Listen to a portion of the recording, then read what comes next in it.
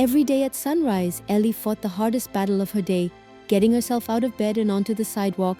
It wasn't glamorous, wasn't Instagram perfect, it was cold, often dark, and her body always protested loudly. Her knees ached, her lungs burned, and more often than not, her own mind whispered, "Maybe tomorrow."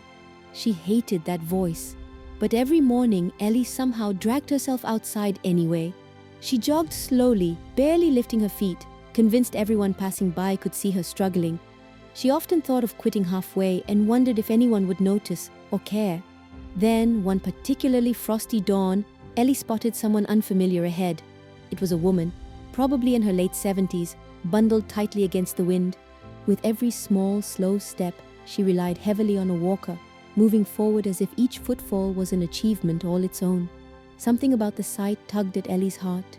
She watched this stranger carefully place one foot ahead of the other, over and over, her determination quietly filling the empty street. Ellie suddenly felt ashamed. Here she was, complaining internally, when every step the older woman took looked 10 times harder than her own. The next day, Ellie woke with renewed purpose. She wasn't going to outrun yesterday's doubts.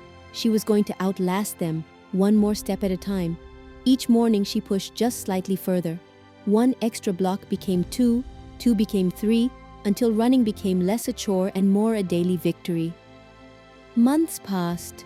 Ellie's morning jog had become something entirely different. A ritual, a private challenge. She didn't realize how much she'd transformed until a friend joked, "You should try a race?" At first, Ellie laughed the idea off, but later that night she paused. Why not?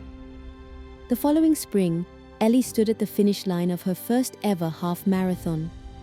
Tears blurred her vision as she caught sight of something that felt oddly familiar.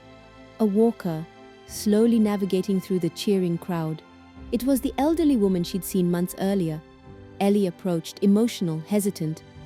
"I've seen you before," Ellie blurted. "You inspired me to keep going when it got hard." The older woman smiled knowingly, eyes sparkling with pride and kindness. "Sweetheart," she replied gently, "we all inspire each other." Ellie realized then, motivation isn't always loud or flashy. Often, it's quiet, humble, found in everyday struggles, in taking just one more step.